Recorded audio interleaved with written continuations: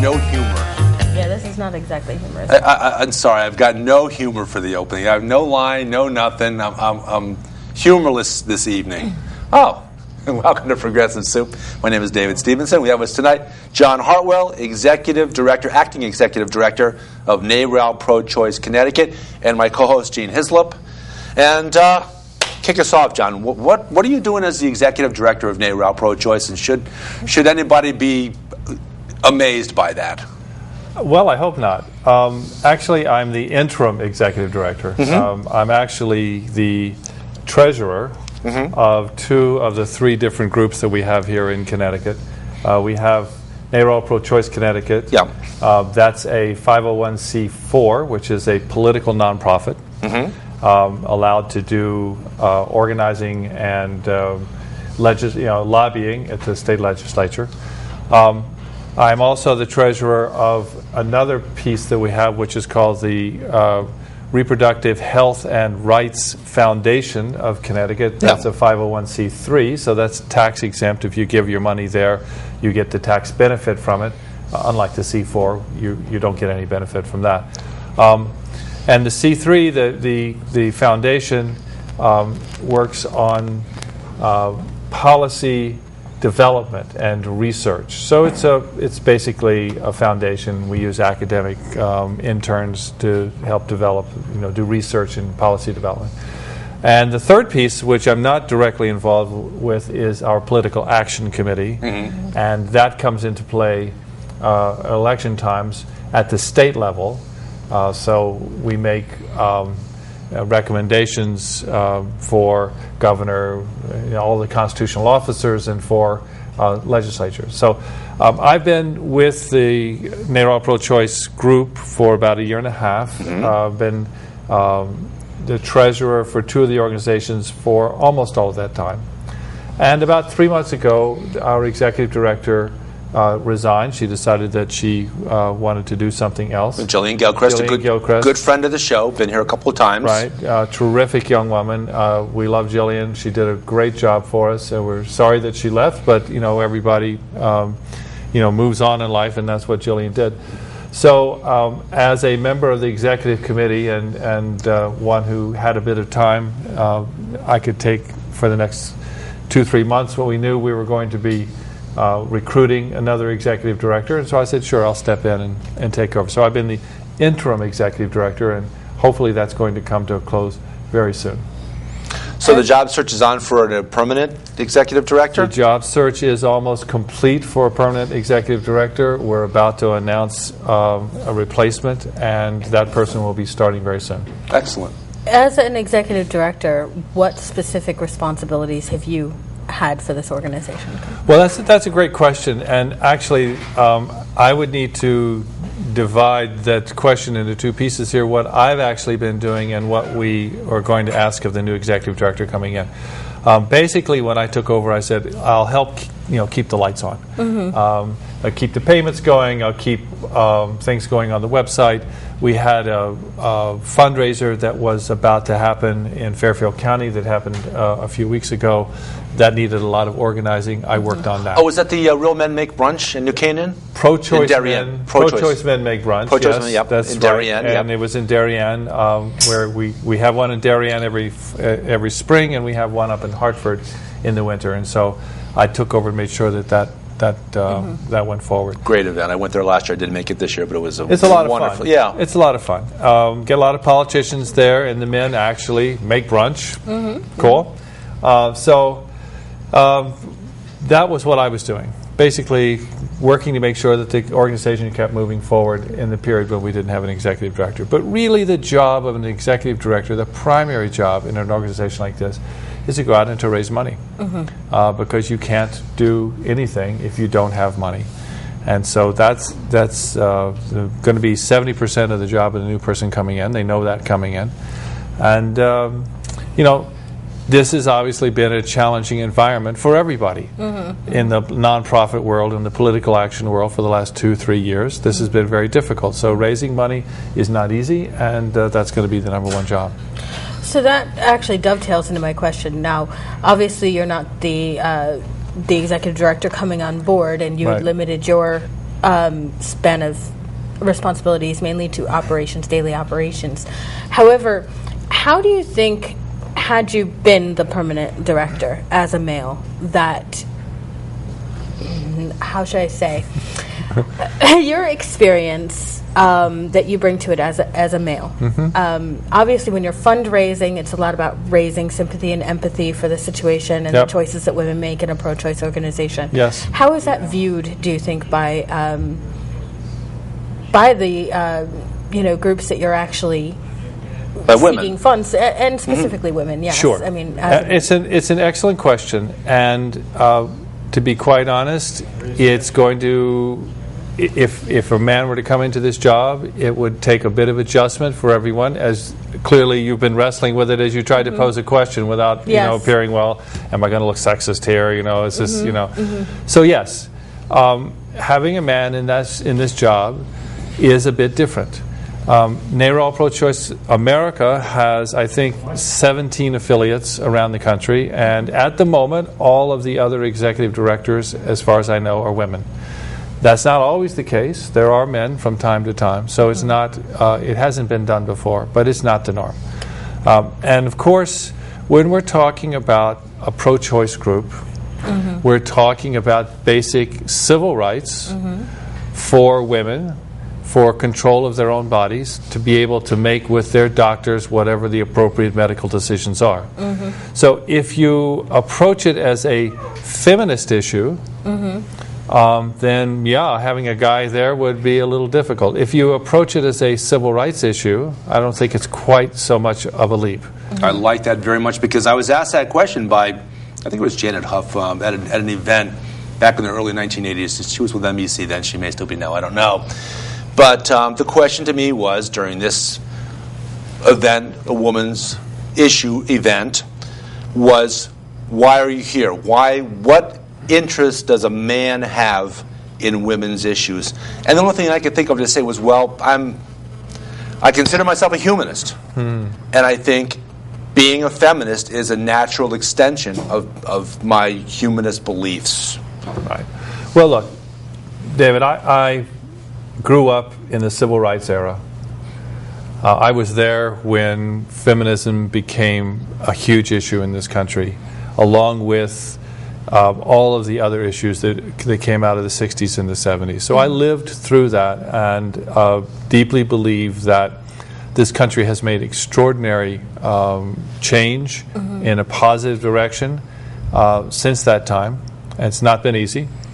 And I also see, as we look around, that the forces of reaction are quite strong, and they're pushing back. I mean, who would have thought that when the Republicans talked about balancing the budget in the 2010 elections, what they really meant was defunding Planned Parenthood and stripping away basic health care for a lot of poor women. Who would have thought that when they talked about they were opposed to the health care bill under President Obama, that what they really meant was, let's push back on basic abortion rights, which have been in place since Roe v. Wade. Choice, certainly. Choice is, and if you look now at the state legislatures around the country, there's a lot of stuff going on that's really quite disturbing. Now, here in Connecticut, we have a strong pro-choice governor, a strong pro-choice attorney general, and a pro-choice legislature. So one could say, well, what's the problem? Well, the problem is that the forces of reaction on the right are pushing back very strong. So on the national level? No, here in the state as well. Absolutely in the state. So let's just take a look back at the 2010 election, because at the end of the day, I was very pleased with how things turned out. But in the Democratic primary for state controller, there were two people running, and one of them was an anti-choice candidate, Mike Georgiura. Mike Georgiura, who, by the way, I don't know if you saw it, just today or yesterday decided to leave the Democratic Party and become a Republican. But he ran as a Democrat at the state level for controller. Now, why is that important? Well, the controller, and who knew, actually controls the health care delivery for the state programs. That's where this is done. So Kevin Lembo, who's now the state controller and who's a very strong pro-choice advocate and a pro-healthcare advocate, is in charge of delivering those programs. But it could have been Mike Giorgero had he gotten the nomination of the Democratic Party. Well, so Mike pretty much made no bones about the fact that the reason he ran was because of Kevin Lembo's orientation. That basically was why he ran. That's right. He was the I'm not gay guy. That was pretty much what his button said. But at the same time, he was just as out front and vocal about reproductive rights, and he was on the wrong side of that. Now, we can say, well, look at what happened in that election. Kevin Lembo actually got the highest primary vote of any of the Democratic candidates running statewide. Yeah. And he did much better, for example, than Governor Malloy did when Dan beat Ned Lamont in the primary. Yep. So it's clear to me that the people of Connecticut in general don't support this, and so that makes our job a lot easier. But it doesn't mean that we're without threat here. Now let's again look at the general election in November, and on the Republican ticket, running for Attorney General, was a woman who was Martha Dean, who was herself an advocate of an anti-choice position and endorsed by the Family Institute of Connecticut, which is an anti-choice group. Of which Mike Giorgero, I think, is on the board. Mike Giorgero is on the board, and he was also endorsed by them as well. So this was for Attorney General. Now, let's just step back. What would have happened had Martha Dean become the Attorney General and some case made its way through the courts here? Would she have defended the law as it stands here in Connecticut? Because Connecticut is it was the first state in the country actually to enact Roe v. Wade type legislation. So Griswold v. Connecticut, Griswold v. Connecticut was before that. We're talking about legislation passed and signed by the governor, which guarantees the same legal rights to women in Connecticut that are in Roe v. Wade. So if Roe v. Wade is someday overturned by the U.S. Supreme Court, which is always a possibility, then the women of Connecticut will still be protected, because we have Roe v. Wade type legislation on the books here. So we're not dependent on the Supreme Court for those rights. They would have to go much further and have to say that not only was Roe v. Wade wrong, but they would also have to say, and abortion is unconstitutional, which I don't think they're going to do. But the point here is that we have safeguards here. They've been put in place by the political process, and the political process is very important. We have to maintain our vigilance throughout. We can't just say, oh, that's been done already, we can move on. And that really is the biggest concern that we've got. Women and men who are my age, who lived through the civil rights movement and through the movement of, the women's movement in the 70s and all of that, understand what it looked like before. Women my daughter's age, my daughter is 28 now, she didn't live through that period. She grew up in an environment, well, of course, if I had to, an abortion is going to be available to me. It will be legal, it will be safe, it will be available. Right? But so women her age don't necessarily look at reproductive rights as a critical issue. It's done for them, it's settled, and so they think, well, nothing's going to happen. And we had that same conversation months ago with our good friend Nina Mohajer about how young women, kids, if they didn't live through something, have a tendency to not give it the proper respect that they maybe should. Sure. Kids don't remember that it's not that very far back in American history where women didn't have the right to vote, that you had, not that far back, it's within our lifetime that blacks actually were able to walk into white restrooms. Well, as far as the feminist movement, I think a lot of times it would serve women very well to look into their own family trees. We're not taught in school very long and at length about suffragettes, for instance. We don't really spend a whole lot of time on Susan B. Anthony. You know, we don't spend a lot of time certainly studying the feminist movement in the 60s. We really don't. It just skims over, and it doesn't go into depth in the regular school system on this. In my own history, I found out that one of my ancestors was actually sold into marriage. And we found a newspaper article that said basically she was sold to settle a gambling debt along with a horse. And the newspaper made the comment, we're not sure which had the greater value, she or the horse. Now, this is only my grandmother's mother. This is only, you know, 4 generations, you know, ago. And we aren't taught about that, and we're not. It's not a crucial issue. So for us to even, I mean, abortion rights came long after that. So if we're not taught about basic feminist rights, and which kind of getting back to the female versus male, you know, executive director and all of that, my concern is this. First of all, I am pro-choice, and I'm also a feminist. I realize that the abortion issue covers a lot more than just feminist ideals. It affects men too, and it certainly, you know, has legs in many camps and such. However, as far as the sensitivity on the feminist issue, it does play into our need to preserve our feminist rights. Right now, women's rights are under attack in general. I mean, there was just a congressman last week who compared being raped to changing a flat tire, I believe. I mean, it was really a gruesome remark. And these are becoming more and more prominent in today's day and age, where people can come out and say whatever they want about women. Who was it that said that most of the women who seek services at Planned Parenthood are, you know, druggies and I think he said prostitutes or something like that, a recent candidate. Having a woman in charge of organizations like this empowers women in a role model sense, that we can fight for ourselves, which I think is very much, it's historically been important when you had leaders like Susan B. Anthony who were out there fighting for themselves. We didn't need the man to fight for us. And I think it's still important, especially in this climate where women are being beaten down by the kind of rhetoric we're hearing in our public.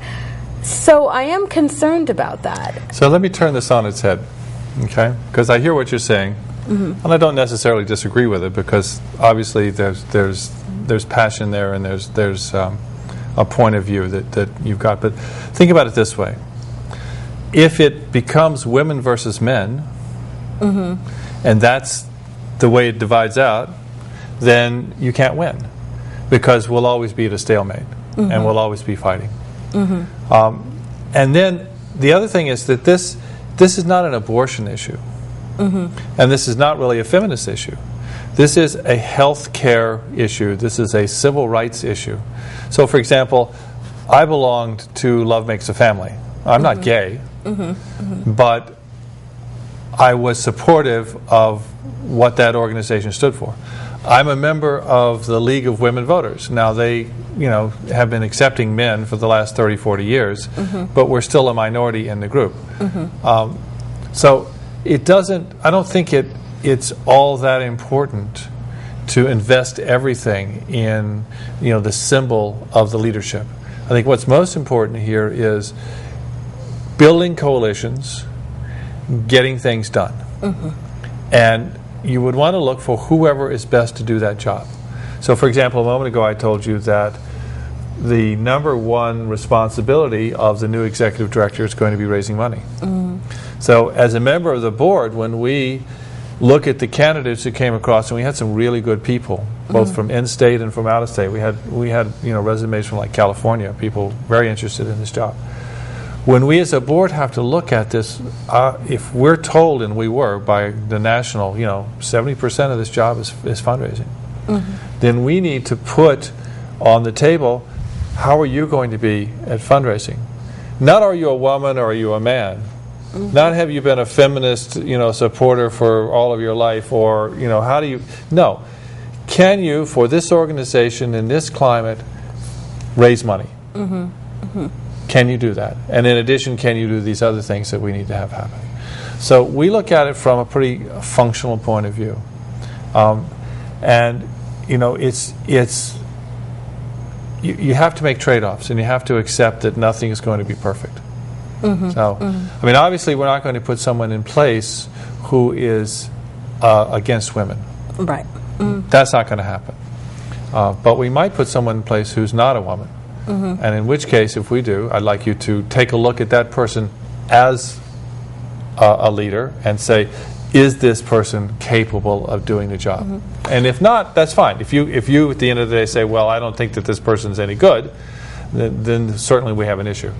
There's historically male feminists out there. That, you know, well, what John's got going for him, and I think what a lot of white men have going for them that separates us from the more traditional, if you want to call them white men, is that the ability to empathize, the ability to step outside ourselves and then put ourselves in the position of our daughters, our wives, our friends, our colleagues, people that matter to us and people that we care about, and say, how would we want to be treated if we were them? And then we step back into the picture and treat them like we would want to be treated. It's all a matter of being a human being first, and whatever we happen to be on the outside last, or second at least. As a man, what kind of situations have you encountered where men have, what inspiration have you noted men having to involve themselves in this issue? I mean, women, it's such a personal, we can understand how it affects women directly, emotionally. How so have you noticed men becoming involved with this movement, and what has really been their inspiration for becoming involved in this? I mean, civil rights, yes, but how so? Well, I think that most men would come to this through the women that they know. So as I said, I've got a wife, I've got a daughter, I have friends and relatives who are women who are facing these kinds of issues, and I see what they have to deal with. Now, clearly, as a guy, I'm not going to get pregnant. That's not my issue. But if we want to talk about access to health care, if we want to talk about sex education in the schools, there's a wide variety of things here that are going on. So, for example, our organization supported the paid sick days bill. Well, why would you do that? It's obviously not a choice issue. Doesn't affect us directly. Except when it comes to people, when we go into a restaurant or go into a healthcare setting, and somebody's there working because they either have to work or not get paid, and they're there and they get us sick. Well, we looked at this as an access to health care issue, and we are very much an organization that's in favor of access to health care for everyone. And so we said, okay, as an organization, this is not directly relevant to the choice issue, but it is relevant to access to health care. And by the way, most of the people who are working in these small businesses, especially like waitresses, are women, and they need to be able to get health care, and they need to be able to take time off to do it. So obviously for men, the connection to something which is reproductive rights, it's going to be secondary. There's no doubt about that. But that doesn't mean that it can't be real or effective. I recently read an article in Salon.com. It was why men need to become involved in the dialogue around abortion. I forget the exact title, but it was along that. Why men need to speak up about abortion was the topic. It came out about the time that Planned Parenthood was coming under attack recently. And the author was applauded because he really did come forth with his own personal experiences. Not only had his mother had to have an abortion before he was conceived because she and the fetus's life were in danger, and he said, I wouldn't have been born if that child had been brought into this world. They would not have had another child. They would not have had me because obviously my mother could have died, or would have died maybe. And his other experiences, of course, when he was young and crazy, conceived a child, didn't even know about it until after his girlfriend obtained an abortion. And he had originally been extremely furious at her for not consulting him. Then years later, he looks back on his life and he was like, I was drinking and partying every day. I had years ahead of me to become responsible and to learn how to have a career and settle down and take responsibility for my actions. But then all I could think about was my emotion, my anger. Wasn't ready to be a real dad yet. Right. Exactly. So he was able to look back in his own history and be very open and vulnerable in writing this article about his own experiences with it. One thing he said was that if men don't start defending women's right to choose, they're going to find out their own choices are extremely limited. Because obviously, if you're a man who cannot provide for your woman and your child that you conceive, it's not really good for your confidence. On the other hand, if you go on and you give up your college aspirations, your master's degree and everything to work a entry-level job, and you're struggling all your life, your own choices are limited. So it is very much a choice an issue that does affect men. So I'm glad to see that men are becoming involved in this decision. As far as men becoming involved with NARAL, not just at the executive director position, how much of the percentage of your organization do you think is men becoming involved? Are men who are involved in NARAL Pro-Choice lobbying and such? Well, our executive committee has 5 people. 2 of us are male. The membership, in terms of those who are receiving, who are on the list for people who donate, etc., I don't know. It's probably only 10 to 20% are male. But I think that's simply because it's the woman in the household many times whose name is on the letter, list. But it's a joint decision in the family to give and to support. When we have events like the Pro-Choice Men Make Brunch event, not only are, of course, all the men who are there that are making the brunch things are obviously all male, but quite a few of the people who show up to donate and take part in the event are men. So it's kind of hard to say. But the important thing here is that this is much more than an abortion issue.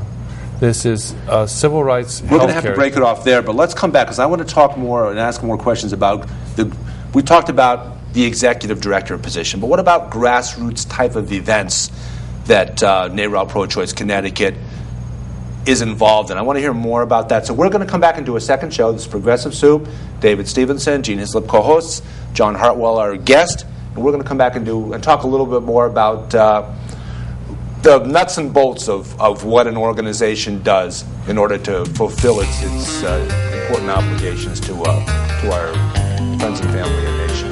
Thanks. Good evening.